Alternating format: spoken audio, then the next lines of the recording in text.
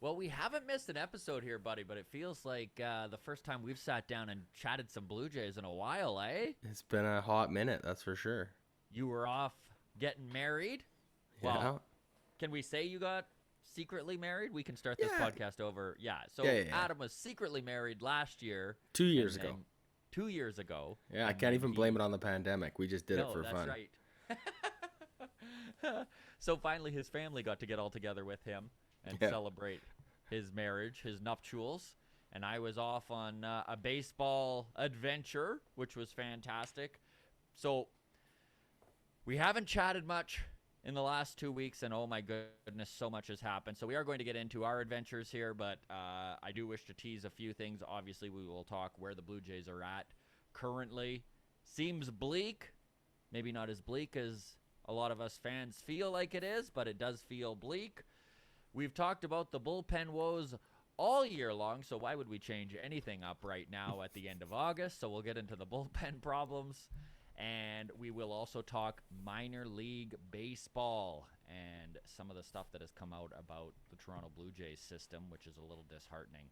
All of that on the way here shortly. Today, we do have no guest. However, we are back to a guest next week. We finally get to sit down with Dara Harris of the high performance team. We've been trying to set up an interview with her for literally 3 months, and she wound up getting, I forget the name of the disease. It's like related to pneumonia, but it stuck with her Well, this is a for like HIPAA 6 violation. We weeks. can't talk about this. Oh, are we not supposed to No, talk? I don't know. I'm sure, Anyway, I'm sure she it's lost fine. her she lost her voice. So we are going to sit down with Dara next week, and so you'll be What able to hear that. it was I think 2 days after we interviewed with Ben Freakley. Yeah, and Jimmy Van Ostrin. He helped us get that connection, and then it's just Exactly. been difficult since then. But we're glad to finally have it happen. So looking forward to So that. even though there's no guest this episode, all of our guests are brought to you by YourRate.ca. Darren Brown, the mortgage broker, sure to help you out, getting you into that mortgage that you're after, whether you're looking for a new mortgage or you're looking to redo your current one. YourRate.ca will get that done for you. It was kind of cool when I was out on the road there in LA and Seattle catching games because I ran into Jimmy Van Ostrin. No Well, way. not ran into him, but he was on the sidelines there. We actually got really good seats on the last game in Seattle, and he was there. And I was like, "Hey, Jimmy," and he was like, "Oh, what are you doing here?" Ran into cool. Keegan Matheson, friend of the Nice. show, which was very cool. We were in LA, and he was kind of wandering the top concourse, and you recognize that beard anywhere. I was like, "Keegan," and then I was stopped on the street in Seattle This is the by cool friend of one. the show, Kirby Sneed, which was so wild. My wife and I are walking down the road, and all of a sudden, this guy sidles up next to me, and he's like, "Hey, Scotty, how you doing?" I was like, "Hey, Kirby." Was he wearing a mask? Did you even recognize him at first? He wasn't when him and his girl were walking around, and there wasn't a lot of people. But then we ran back into him in the market, and of course, it's so busy there. So I had my mask on, and he had his mask on, but that's when I texted you, I ran into Kirby, and you were like, "Pick." I was like, Yeah, "I forgot to pictures get or it." it didn't happen, and then you're Yeah, like, and "Oh, then I'm an I idiot." saw him again, and I'm like, "Buddy, I got to get a picture of you and I for Adams." So Yeah, we did no, wind that's up really doing cool. that. Anyways, the trip was really cool. How was your weekend getting officially married in front of everybody? Oh, it was good. Did a little camping trip, kind of a thing. I guess I kind of undersold the description of it to my mom, though. She's pretty upset. I said family reunion vibes. Right. So after we had our ceremony, she hugged me and said, "Family reunion, my ass." That was the most beautiful ceremony I'd ever seen. But Aw. all mothers are gonna say that, right? So Yeah. Yeah. actually, this is kind of just to bring it back to baseball. This hat that I'm wearing here was a wedding gift from beauty. my brother. So this is a trucker hat, but it is fit in the back. Oh, wow. Right? This is a rare item, so I'm pretty Dude, that excited is by a this one. nice hat. Yeah, right? The retro logo That and is everything.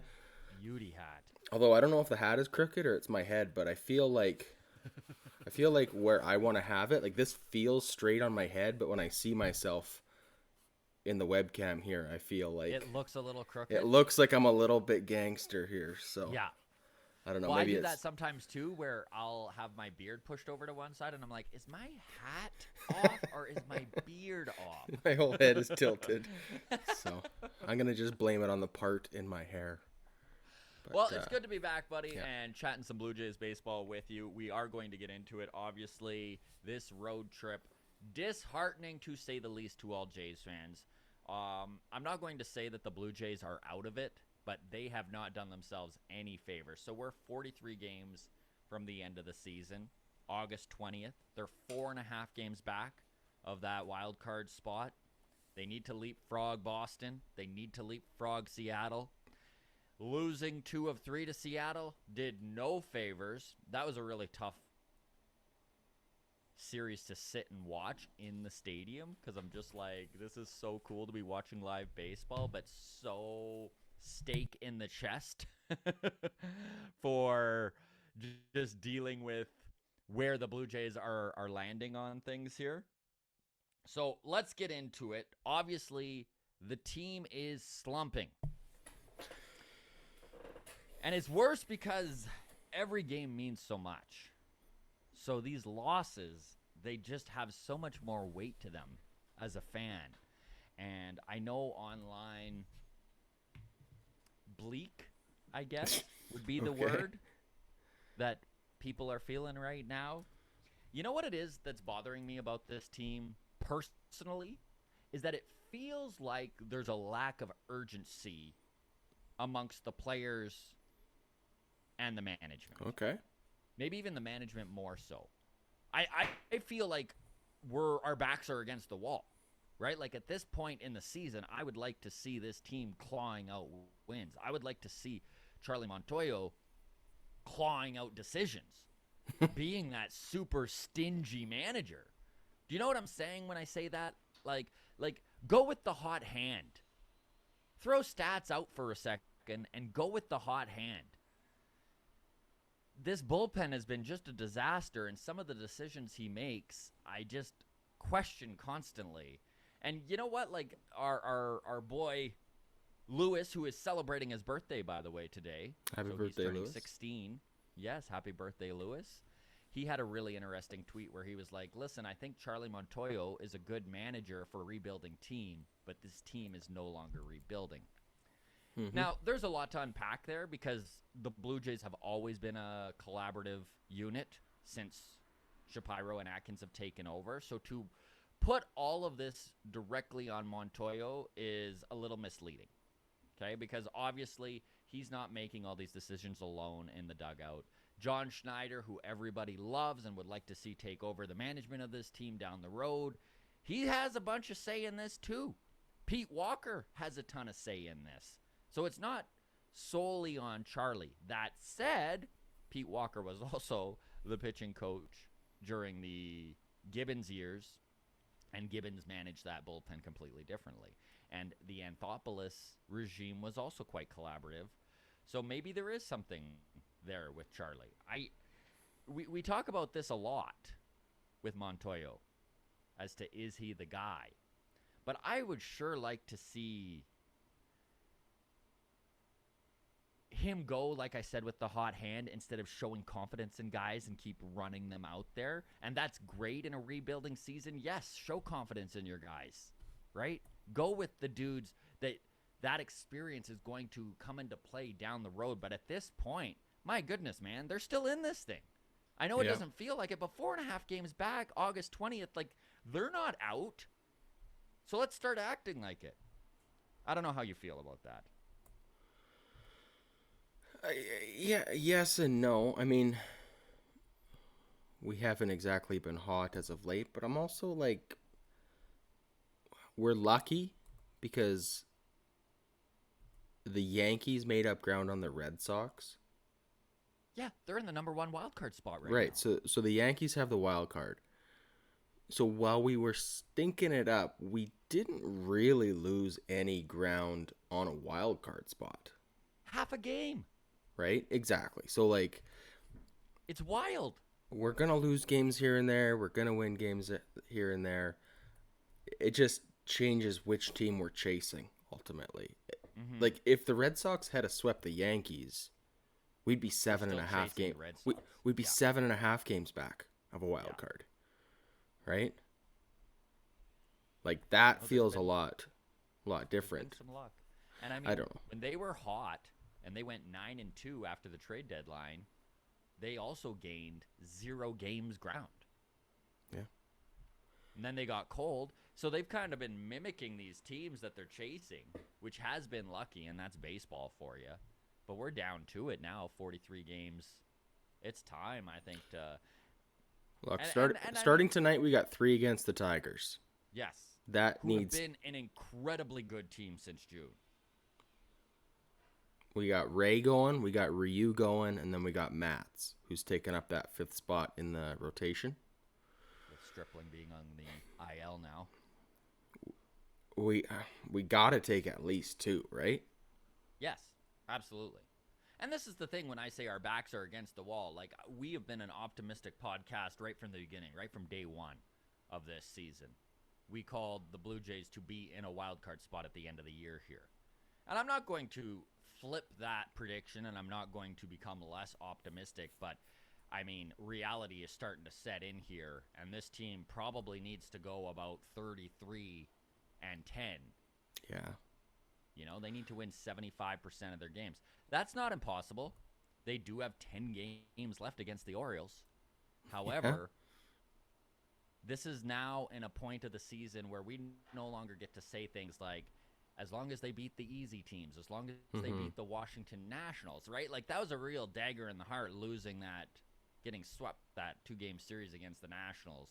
And I think that's why the fan base is so down right now, is they really needed to beat that team who traded all their top players. Well, and we had 2 of our best pitchers going. We had Manoah and Barrios. Mm-hmm. I don't know. They both kind of ate it. So we've got 3 against the Tigers, then 4 against the White Sox. The White Sox is going to be no easy task.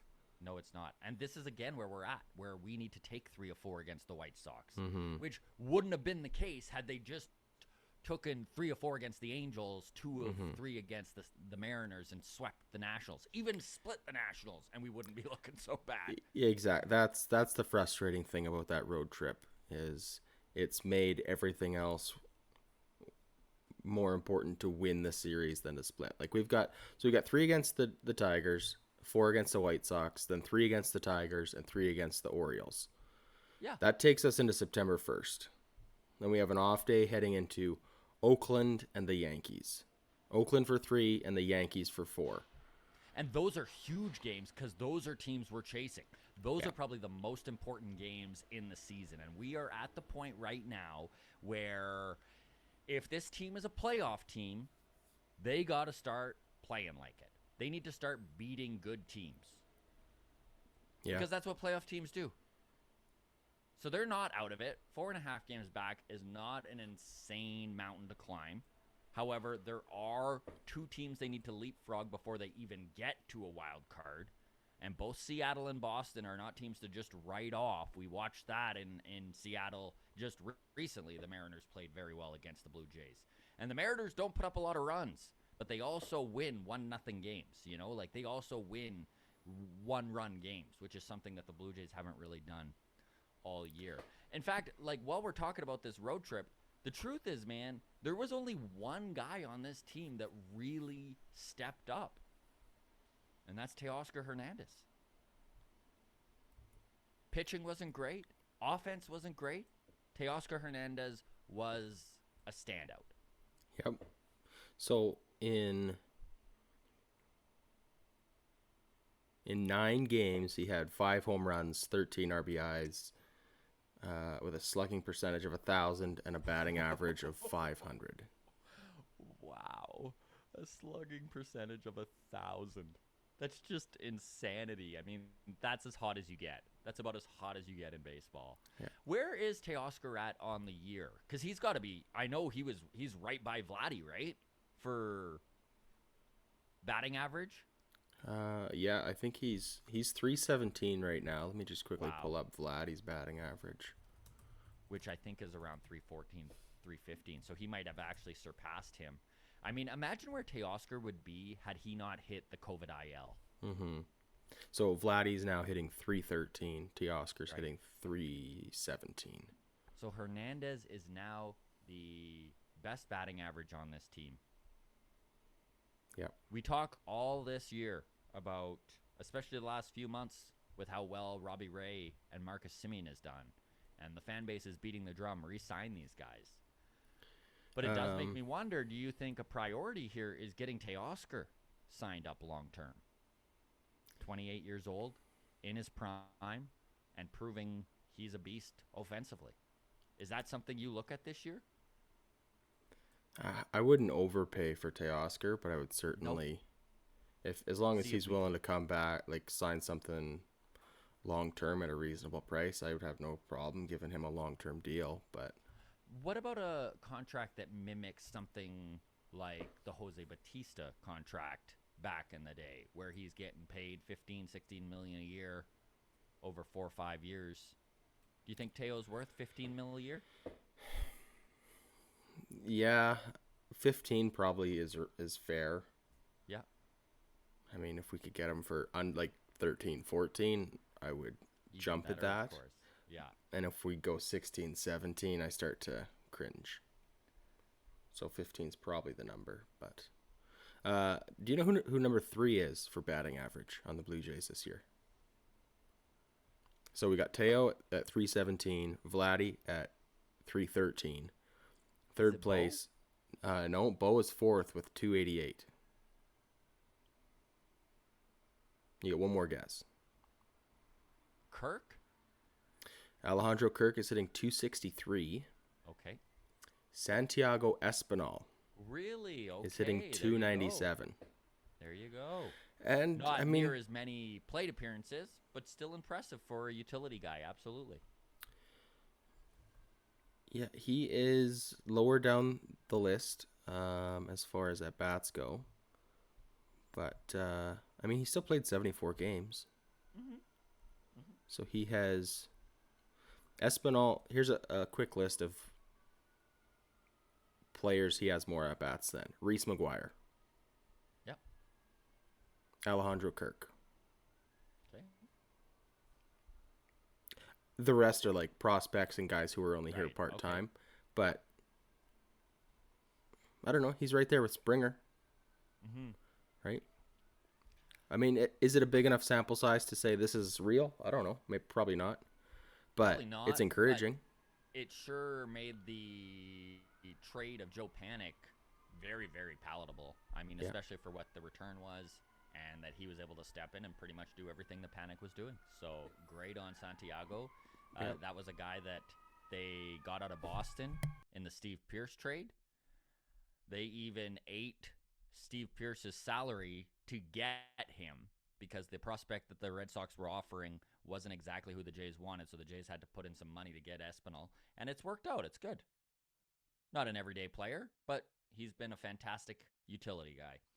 All right, buddy, let's get into the bullpen again. And I made this joke earlier, but we talk about this nonstop because it's been the biggest thorn in the Blue Jays side is getting this bullpen working. They've been one of the worst in baseball since May. I mean, even after the trade deadline, they steadied the ship for a couple weeks, but they're right back to being a completely unreliable group of relievers. And this is where Charlie Montoyo, we continue to crap on him, but he doesn't have a lot of options. It's a real roll of the dice right now. I mean, the whole bullpen is half a win below replacement since June. Like, think about that. The entire relief corps has cost the Blue Jays half a win. That is wild, man. And to kind of put in perspective here, I can't hear you, buddy. Did you hit mute?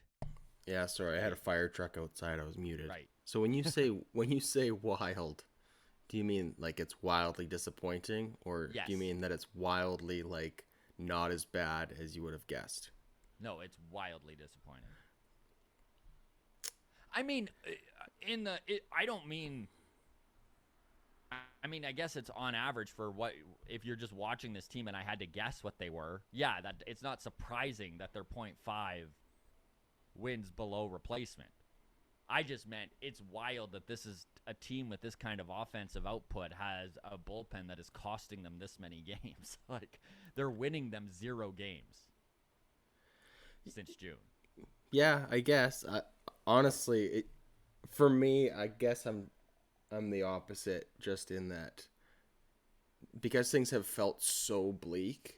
Mm-hmm. I expect that when we look up like bullpen performance, that we are in like the bottom 5 of the league, and we just aren't. Like we just aren't as bad as it feels like. Like everybody's bullpen kind of sucks. Like as far Not as the best teams, though, the best teams' bullpens don't suck. no, but as far as like a bullpen ERA goes, the Blue Jays right now are in 15th place. Yeah. Like average, that's not what you want out of a playoff contender, you know. And sure, the Padres and the Rays and the Dodgers and the Yankees and all those guys, you know, those are top 5 White teams. Sox, yeah. But even the White Sox are only 3 spots ahead of the Blue Jays. Mm-hmm. Boston's But you know only what, though? 2 spots ahead of us.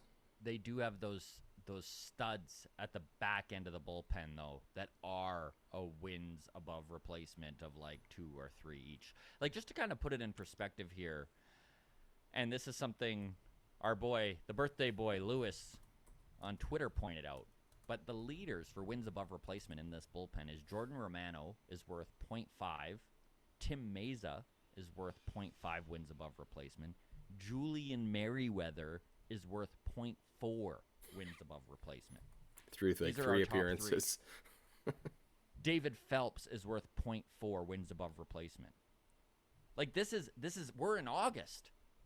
Julian Merriweather pitched what, 6 innings? Yeah. Like, man, there is nobody at that back end of the bullpen that is lights out, that you can just put in a save situation and feel confident. Romano hasn't been bad, but I would not put him as he's had his run-ins with home runs too, hasn't he? Yes. I mean, they already tried to fix this bullpen on the fly, right? I mean, they brought in Richards and Simber and Hand and Soria, and it righted the ship a little bit, but now we're kind of right back to where we were in June. Yeah, I don't know. I'm trying to stay positive, but I also am in an uncomfortable position defending the bullpen. So I'm with you, man. I mean, we're 43 games out. Something needs to happen, and we are going to get into what needs to happen for this bullpen to fix itself, and that is that it needs to do it from within, right? I mean, Brad Hand. It's funny, every time Brad Hand, the camera goes to him, I just think of that scene from Major League where Lou Brown is in spring training and all of a sudden Roger Dorn is there and he's like, I didn't know we had Dorn. I didn't think this team had any high-priced talent. And the bench coach goes, yeah, I always forget about Dorn because he's only high-priced. Which, you know, is how Brad Hand feels right now, right? And they're like, I wish we would have had him 2 years ago. Like, and that's exactly where we are with Brad Hand. I mean, good addition, and they had to try for something, but he was struggling when they picked him up, right? So they were hoping that maybe a change of scenery he'd start finding the strike zone, and that hasn't really been the case. So with 43 games left, you think the Jays need to win 30 plus? You need to win 75%? I would think so. That's... Yeah, it's a tall order, man. We got our work cut out for us. We got a lot of games left against the Yankees, the Rays, Oakland. I would say half of our games are against playoff teams. Just quickly glancing at the schedule. We do have our fair share against Baltimore, against the Twins, and against the Tigers. But as you said, Tigers are surging late. And the truth is, the games that need to be won are the games against Oakland, the games against New York, the games against Tampa. We're not playing Boston again. Thank goodness. That's over. We're playing the Rays 6 more times. We're not going to catch them. No. We might No, have the to go division's out of reach. 43-0 if we wanted to catch the Rays. Yeah. At this point. Okay, let's just look at September 1st. We got 13 games between now and then. Okay, we got 6 against the Tigers, 3 against the Orioles, and 4 against the White Sox. 9 very winnable games. Do we need to come out of that with 9 wins going into September against Oakland? Or 8? Are you happy if we go 8-5, 7-6 between now and September 1st? No. You're right. They probably need 9 wins. At least, right? 9 or 10. This team needs to get hot or they're out. And this team is at the point now where every game does count. And next week, if they go something like 2-5, we could be talking about how this is over. Yeah. Like, there's no breathing room. There is no place for errors at this point. This team has to win. They got to put up W's or they're out. We're not at that point right now. Like, there's still 4.5 games back. This is not over. But it could be very quickly if they continue to slump like they're slumping. You know, one nice thing, Yankees and A's play each other for 4 times at the end of August. Which is huge. Those are games that when... Who are the Jays playing at the end of August while they're playing their series? Well, they are playing from the 26th to the 29th. The Jays are playing 1 game against the White Sox and 3 against the Tigers. They need to win all of those. And that's how you gain ground. Yep. When teams that you're chasing are playing each other, or you're playing teams you're chasing, you need to win those games, and that's where the Jays are at right now. So let's go back to the bullpen real briefly. Okay. How do you fix what's going on? We need some guys to step up. We need... And listen, Simber was a great acquisition. He's been slumping a little bit as of recently.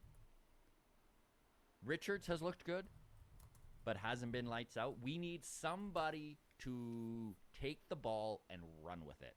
And there could be some help on the way. Listen, Nate Pearson is pitching with Buffalo right now. He's in a relief role, and he has pitched really well over his last 3 outings. Like, really well. Dominant. Hitting 100 miles an hour. Locating his changeup. 3 up, 3 down in his last outing. Exactly. And I think we're very close to seeing Nate Pearson added to this bullpen. Julian Merriweather is on rehab assignments in Low A Dunedin. He had a great inning with Dunedin 2 outings ago and a pretty decent one yesterday. Now, for Julian Merriweather, I think him just getting innings right now, feeling healthy, feeling good, is going to be the main thing with this guy, and he may still be another week or 2 away, whereas Nate Pearson we could be seeing this week. Both of these guys could be big boosts. But again, it's a roll of the dice, man. The truth is, what would really need to happen is we need to see Jordan Romano step up and become the guy he was last year. We need to see some of these guys like Simber and Richards become lights out. There's no room for mistakes anymore. We keep mentioning that. But this is the time for this bullpen to either buckle down or the season's over. Yeah, I mean, it would be nice to see Vladdy get hot again. Wouldn't it? Be nice to see Simeon get hot again, too, while we're talking of...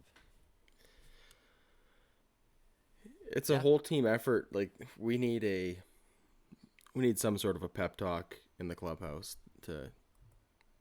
I think the guys know where they're at. And I mean, listen, obviously some big blows have happened. George Springer, like, I was at that game, man, where he hit the wall and he was going full out. Like, we're actually lucky that it is a grade 1 sprain of his knee, because he probably will be back in early September, which is much better than what it looked like. Everyone was thinking he was probably out for the year. So a little bit of good luck there. But man, yeah, it's crunch time. We'll move on from here. Obviously, all us Jays fans know how dire the situation is, so we don't need to hammer on it for too long there. But let's get to the prospects, because the new top 30 Jays prospect list was released. And some guys we've talked to really moved up the list. Do you wish to go over the top 10 here, the new top 10? Yeah, so let's start at number 10. We've got Kevin Smith, shortstop and third baseman. And he has really moved up the ranks. He was a guy that was really highly touted when he was drafted in 2017. He made his major league debut with this team a couple games ago. He lighting up AAA this year. Like to the point where the Buffalo Bisons were quietly being like, he might win the MVP in the AAA league. Is he a candidate to be our third baseman next year? Realistically, he's 25 years old. Spent 5 years in the minor leagues. Do you think he gets a shot next year? Maybe. I mean, realistically, it's likely he's traded. Maybe.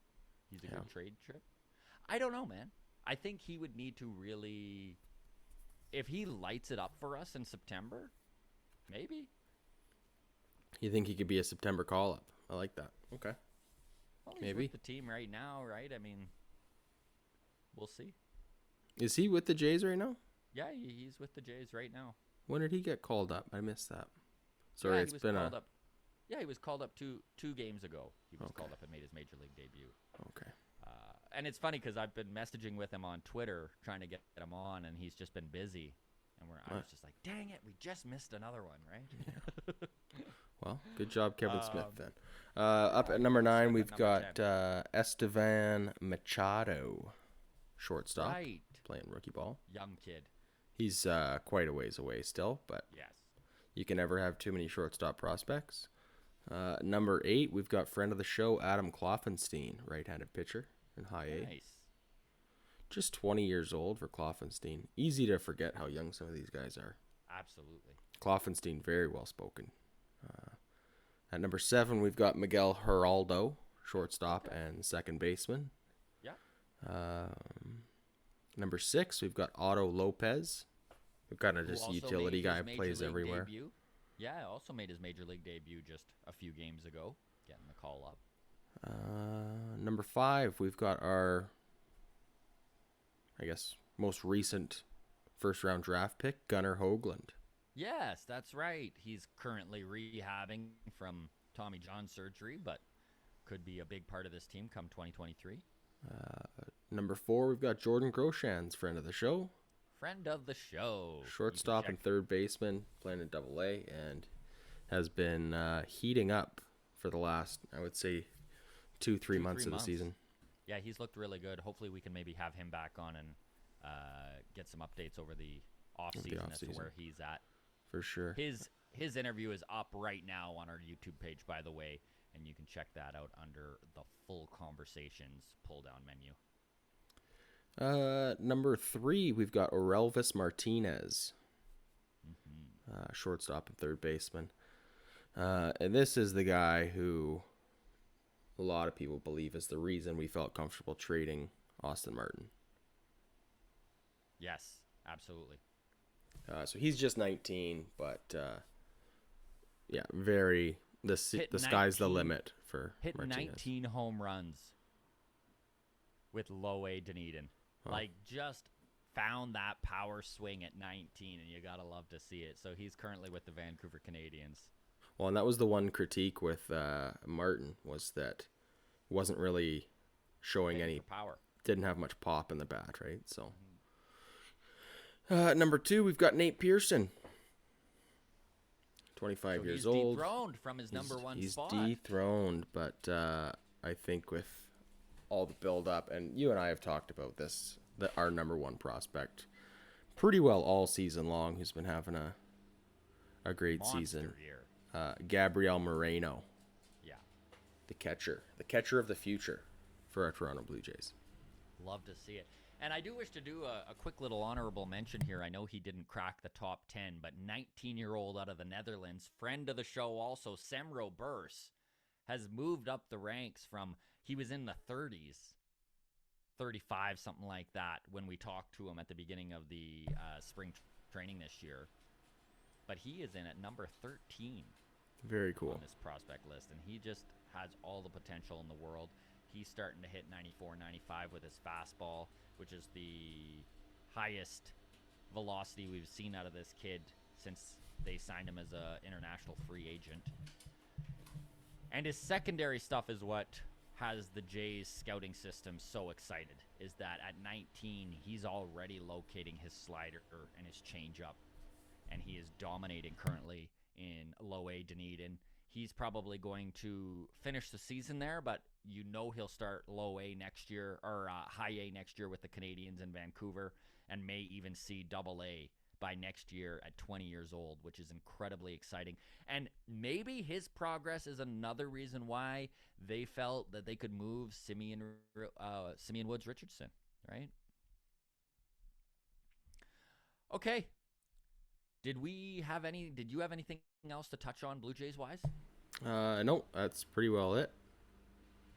Okay, so a few things I did wish to touch on here in Major League Baseball. Chris Bassett with the A's, what a scary situation. I don't know. Did you see the line drive comebacker off the head? Oh my goodness. Just the most it's literally the play in baseball that people worry about the most, is that line drive right back up the middle towards the pitcher when he is in a very vulnerable spot, and it just in the worst case scenario, line drive right up the middle, bounces off his head, 100 miles an hour exit velo on this ball, out cold.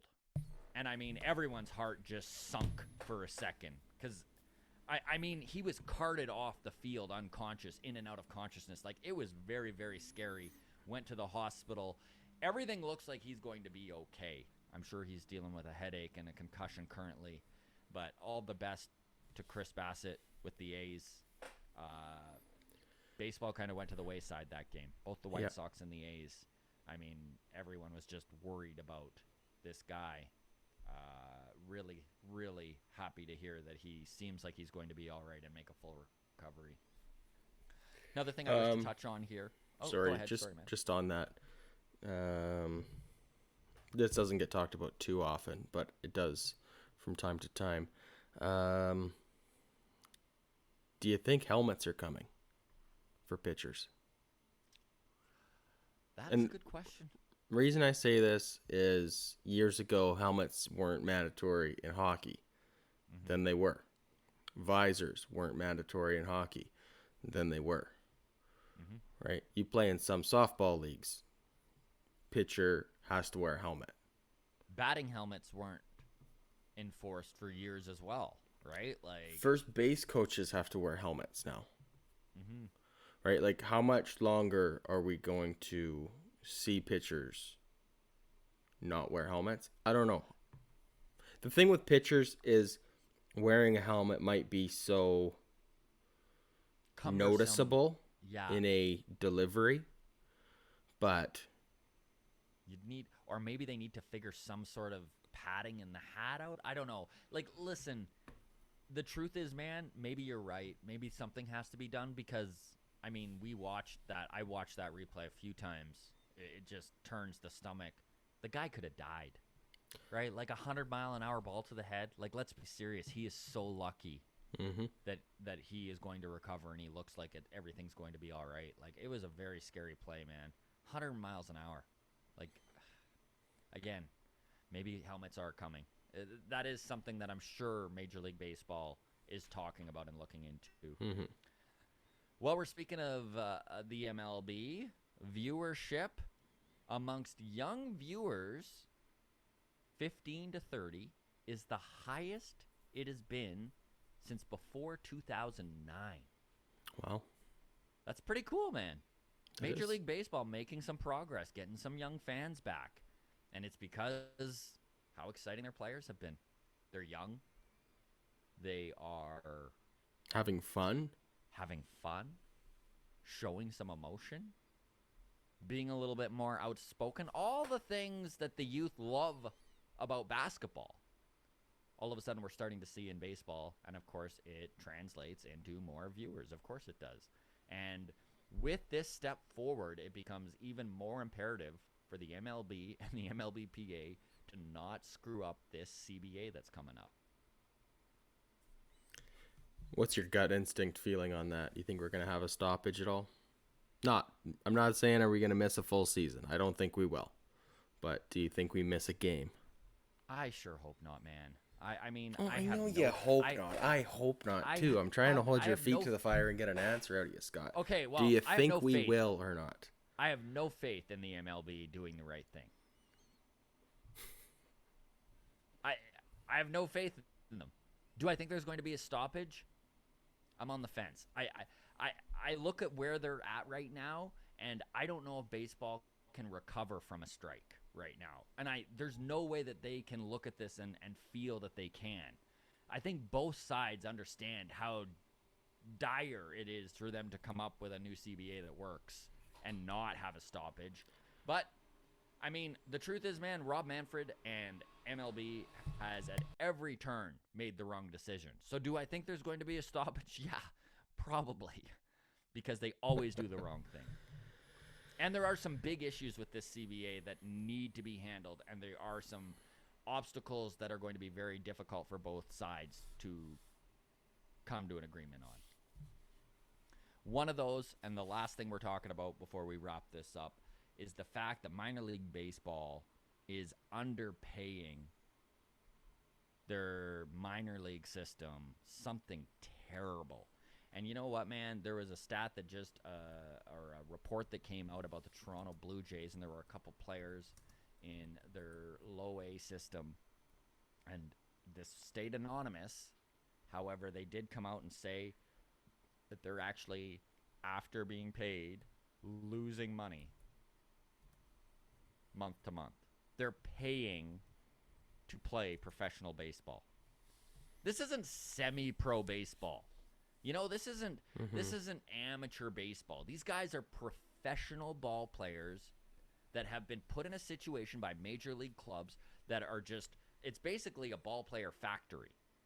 Yep. Right? And these guys are being charged rent. Think about that. The Toronto Blue Jays are taking rent out of these guys' pay for the lodgings that they're providing for them. It's insanity. Rogers' Toronto Blue Jays are valued at $1.6 billion. When Rogers bought the Blue Jays, they bought them for $165 million in 2000. So in 21 years, look at how much the Blue Jays have increased in value. So you've got an organization that is worth $1.6 billion, and you're charging your players in your system, $500 a month for rent in buildings that you own? Are you, like, what is going on? Yeah. And that's why it's such a huge step forward to watch what the Houston Astros did, which was to provide all of their system, low A through triple A, with lodgings, fully furnished.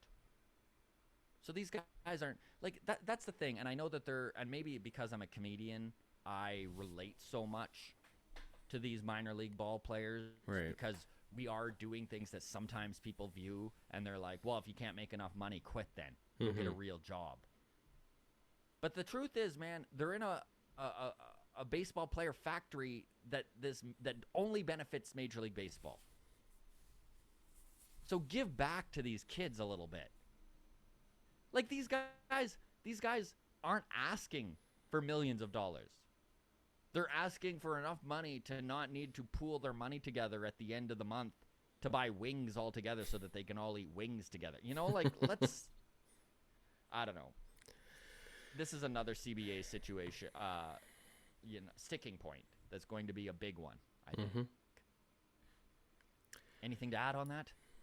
No, it just, with the lodging thing, it's,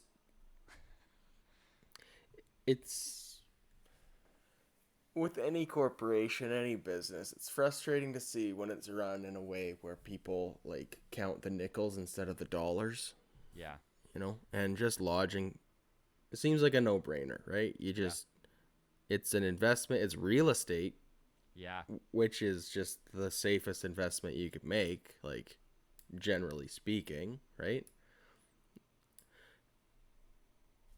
And maybe we're on the player side a little bit because we have talked to over 25 prospects within this Blue Jays system over the last year.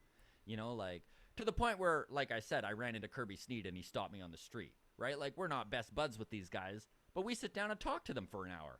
You kind of hear about their life, their struggle, how much passion they have for the game, and then to hear that they're being nickel and dimed by a corporation that is making millions and millions and millions of dollars off the back of their hard work, it's really disheartening.